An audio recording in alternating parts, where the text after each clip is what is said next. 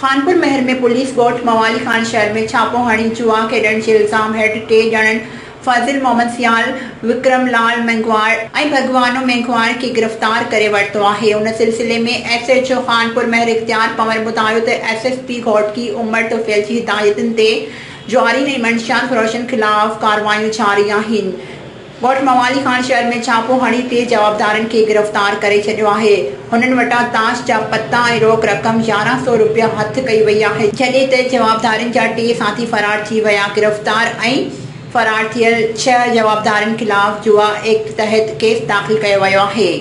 SHO इख्तियार पंवर मूजिब तहलके में जुआ ऐं मंशियात जो मुकमल ख़ात्मो कयो वेंदो। जवारीन ऐं मंशियात फ़रोशनि ख़िलाफ़ कार्रवायूं जारी आहिनि। रिपोर्ट नजफ़ अली मीरानी, खानपुर महर।